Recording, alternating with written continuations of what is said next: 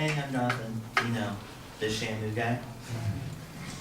So today, my speaker, who shall remain anonymous because I want to lower self-esteem with this kicking speech, topic was on educational rights. Now, his main claim was adding educational rights to the U.S. Constitution will furtherly improve education. And he supports this with two claims.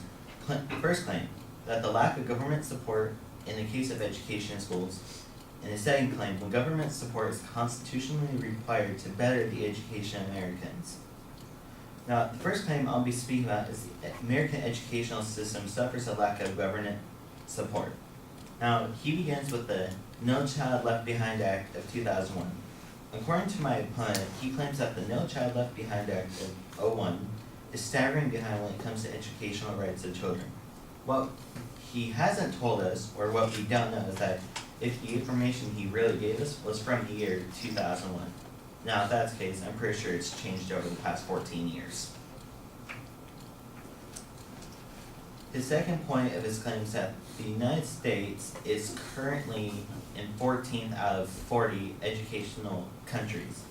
Now, like I said before, if that is true, then we're probably higher up, maybe to 13th. If the information that he has given us for his first plaque is insufficient, it means that we should probably have more information in current time from about 2 to 3 years ago that I feel would be more suitable to make his argument a little bit stronger. Now, my opponent's second point is about all the 13 countries that are in front of the United States when it comes to educational rights of children. According to my opponent, we currently have 13 countries in front of us who has the fundamentals of education in their own constitution. Because of this fact, it shows that due to our constitution not having an amendment of education, it shows that the kids are severely lacking behind that can greatly affect the way they learn and the possibility of being a cool career for their schooling. I greatly think that if the government were to add the Constitution about education, it can greatly improve our future for the future generations of kids to get amazing careers, doctors, teachers, surgeons, army folks. And like I said before, if they did do that, we could have gone over 13, which I guarantee will happen within the next 5 or 10 years. But this can only happen if education gets added to our Constitution and if the children are able to take their education seriously. So in conclusion, when I was listening to my opponent's speech for the first time, I thought that maybe he was right when he talked about the No Child Left Behind Act and the fact that the United States is 14th out of 40 that offers education. But when I read or when I saw his speech online, I realized, well, maybe there's more to this than meets the eye. And I bet you know where I got that reference from.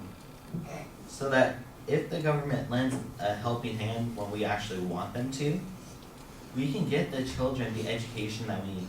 Because I know that if an amendment could get added, it would greatly help out our whole educational systems.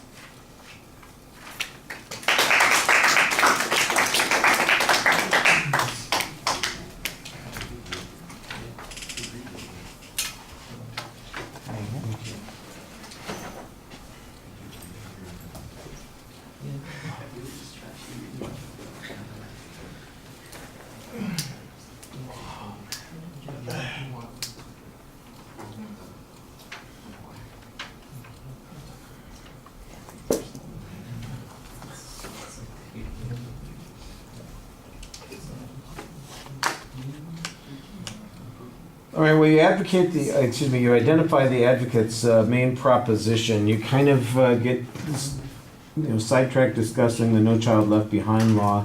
And your basic press here is that was passed in 2001, this is 2015. Is the data been updated? That's a reasonable question to ask, but after that, you kind of just make a presupposition that things have had to have changed, and without offering any evidence, you say that they will change. At the end, you said, I guarantee you. Well, your guarantee is not necessarily good enough. Donald Trump stands up and says, I guarantee you illegal aliens will all leave the country if I'm president. Well, congratulations that he says that, but that doesn't make it true. You're saying it isn't going to make it true either. What reasons do we have? What justifications do we have for believing that conclusion?